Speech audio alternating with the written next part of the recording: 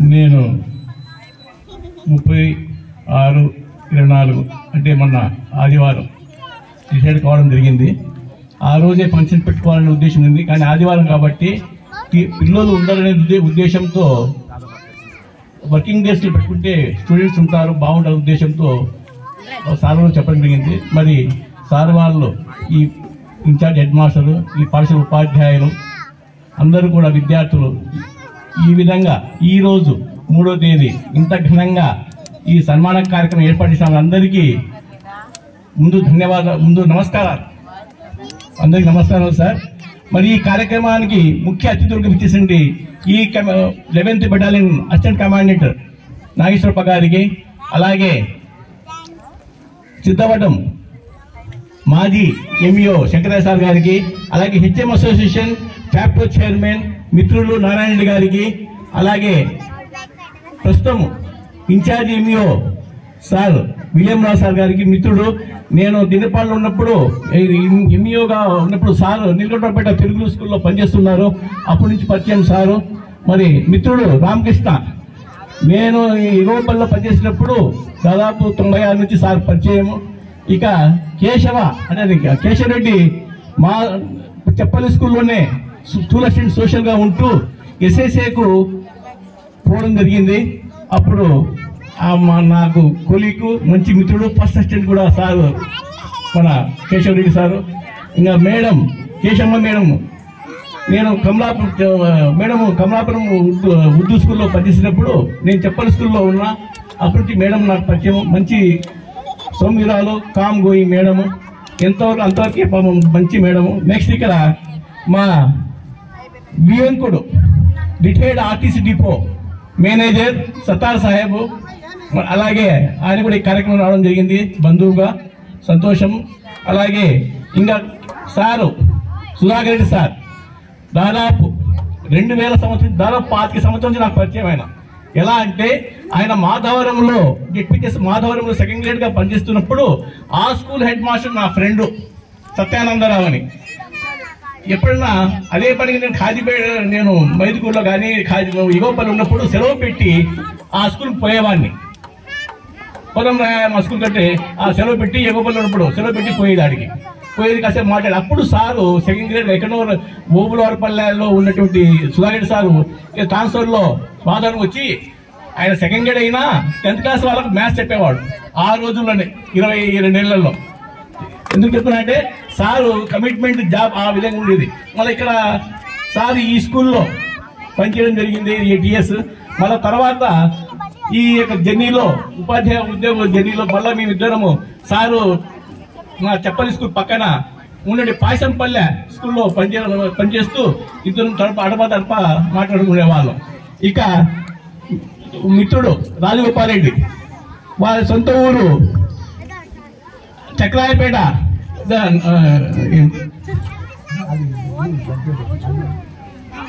నామగట్టపల్లె, దాన్ని సురభి అంటారు.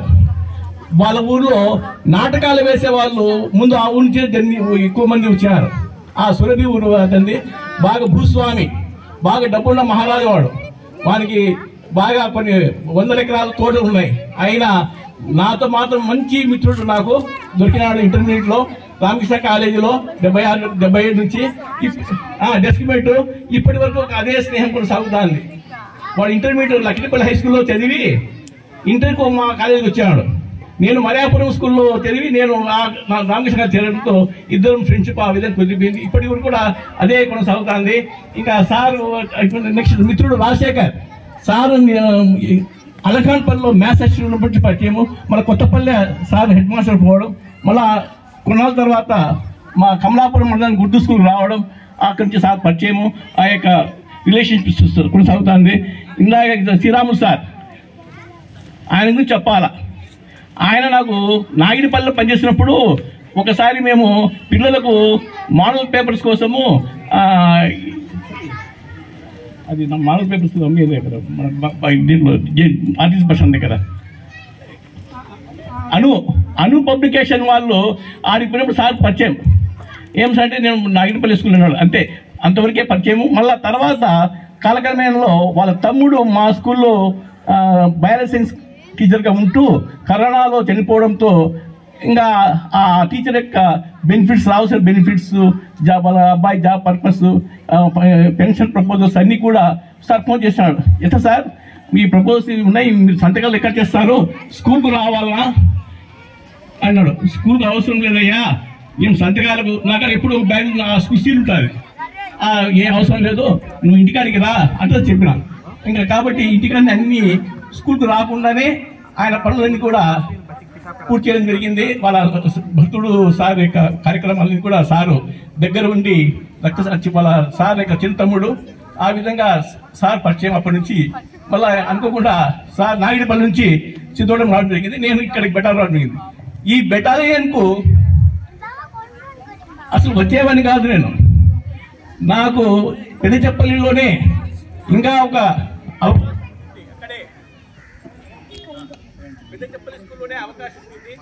కానీ చివరి దశలో ఇక్కడ అంతా కూడా టీచర్లు కానీ విలేజర్స్ కానీ సార్ ఇక్కడ పోకండి, ఇక్కడే ఉండండి, ఇక్కడే చేస్తామన్నారు. సర్లే అన్న.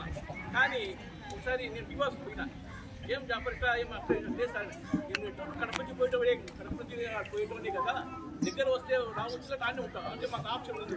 ఇక్కడే వాళ్ళకు ఒక ఆప్షన్, అదే స్కూల్ వాళ్ళు ఆప్షన్ చేసుకోవచ్చు. చుట్టూ ఒక 4 స్కూళ్ళు వచ్చిందే ఈ పక్కరా, లేదా అక్కడనే ఉంటాం అన్నాడు. సరే ఇది బాగుంది అని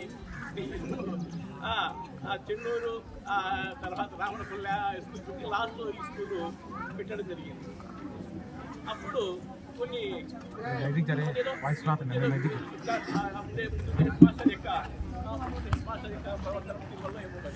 అప్పుడు నాకు ఒక నాగముడి ఒకడే నాగముడికి ఫోన్ చేసిన, ఏం నాగముడి ఏం విషయం ఏంటంటే సార్ ఏ ఇబ్బంది లేదు సార్, కడపకు దగ్గర అంతా ఒక 18 కిలోమీటర్లు వస్తుంది, మీరు రావాల్సిన బాగుంటుంది ఇస్తాడు అన్నాడు.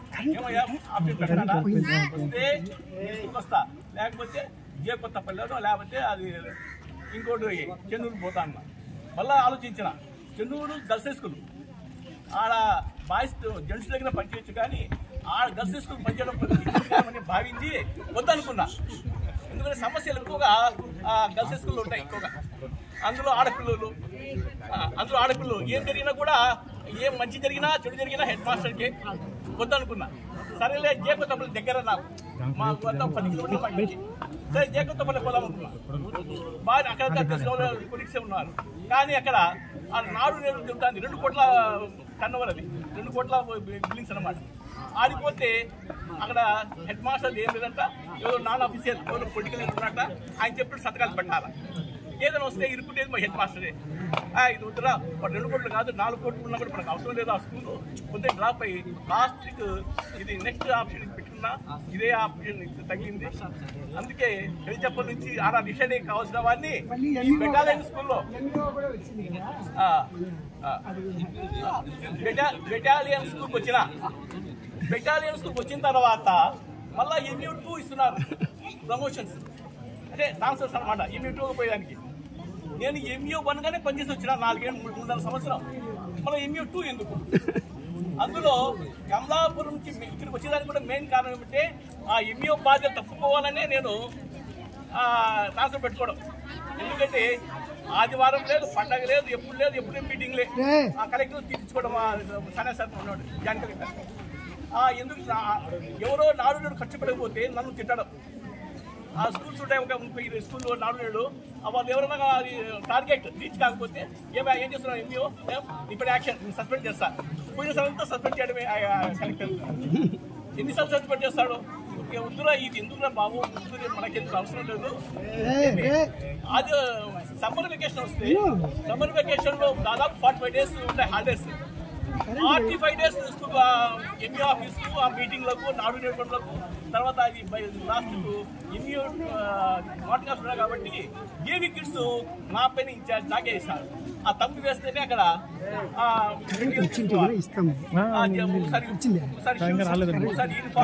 ఒకసారి బ్యాగులు, ఒకసారి పుస్తకాలు వస్తాయి. దానికి అంతా పోయి తమ్ము వేసి మొత్తం సమ్మర్ అంతా నన్ను మా గుళ్ళ చేసి పెట్టాను. సరే వద్దురాక MU2 వద్దు, MU చెప్పలు చూసాను. ముఖ్య కారణం అంటే బరువు బాధ్యత తగ్గించుకోవాలి, ప్రశాంతంగా ఉండాలి లాస్ట్ అని ఈ స్కూల్ రావడం. కానీ అనుకుంటున్నాను ఈ స్కూల్లో కూడా బాగా కోఆపరేట్ చేశారు. అందరూ బాగా బాగా పనిచేశారు. అందులో ఇంకా ఫస్ట్ అసిస్టెంట్ చెప్పనవసరం రామరెడ్డి సార్ నాకు చెన్నూరులో నేను కాజీపేట నుంచి చిన్న వీళ్ళ ఊరికి 10th క్లాస్ ఇంగ్లీష్ పోయేవాడిని. ఎప్పుడు 84 నుంచి దాదాపు 92 వరకు ఎవ్రీ ఇయర్. అప్పుడు సార్ ఉద్యోగం రాకుండా అక్కడ చెప్పినాడు. సరే సార్ ఉంటాంటే ఇబ్బంది లేదని ఉద్దేశం రావడం జరిగింది. ఇక్కడ కూడా సార్ అంతా స్టాఫ్ బాగా కోఆపరేట్ చేస్తున్నారు. తర్వాత 10th క్లాస్లో కూడా మన 100% ఉద్యోగులు అందరూ కష్టపడి పనిచేస్తారు కాబట్టి సక్సెస్